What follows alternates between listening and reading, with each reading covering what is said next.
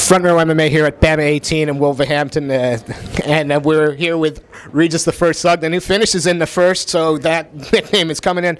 Look, we spoke to you, and you're a K1 guy who's doing a little bit of MMA. Yeah. That looked like a jiu-jitsu class out there. Yeah, I mean, I can only thank people like Jimmy Warled and Randy Barrow who have been making me drill these sort of things.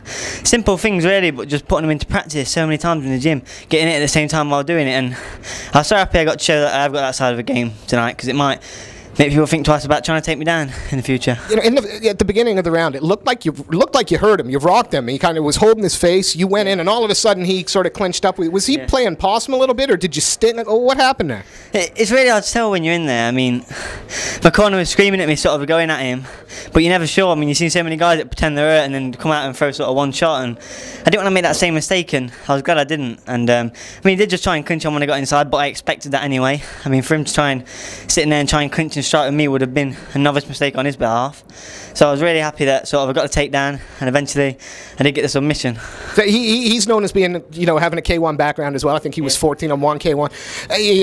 He was looking for, he had the belly down armbar a couple of, was any of it close, or were you comfortable the whole time? I don't think it was close. I think he just dived for it. I think he was struggling to sort of cope. I was trying to really put a lot of pressure on towards his neck, and I think he just went for it, but he never really had it. I mean, he barely had my sort of glove, and at one point he actually feel his fingers sort of come between my glove, and I just sort of snapped his fingers to the side because I thought, well, that's just a bit of a dodgy move there. But it was, you know, I was really happy that I did what I did.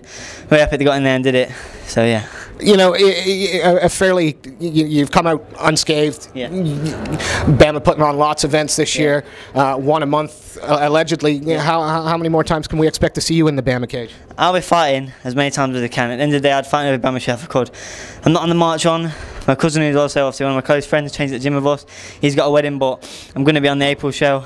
So just going to get bigger and better, guys. Just going to keep training, keep winning, keep fighting, practicing my submissions, practicing my stand-up still, and hopefully I just keep on bringing exciting finishes to the bantamweight division at BAMMA.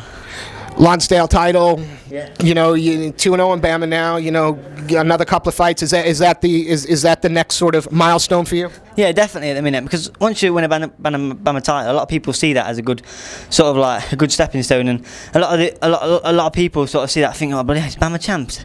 Oh, he must be doing all right, and they check you out, and more people look at you, get a few more views on Facebook, and then all sorts of people can see things from there. And at the end of the day, I'm here to win, keep winning, and make as much money as I can in the shortest space of time I can. So. Regis, it was a masterful performance, a fantastic triangle for the win. Look, before we let you go, is there anybody you want to say thank you to? Any sponsors you'd like to shout out? Yeah, big thank you to all my sponsors, Terry Donovan, What Energy Saver, Will Walton, Ben Atkin.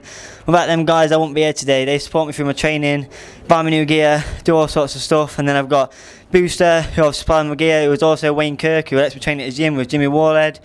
Met Randy Barrow through there. He comes over once a week to my place just to practice them sort of moves like I pulled off tonight. And big thanks to my dad, Dean Sugden, and my brother Chad Sugden, because without my dad, at the end of the day, I won't be here today. I mean, this weight cut was a nightmare this time. I just like, so yesterday, you can imagine how angry I was when I missed the weight the first time, because the last thing I want to be doing is sitting around for another hour, losing even more weight when you've already done it for the best part of 6 or 7 hours before that. So yeah, just big shout out to everyone that's helped me, family, friends, training partners, and obviously especially my dad. So Regis, a pleasure. We look forward to seeing you fight again soon. Thank you so much for your time. Cheers. Regis the first. Thank you.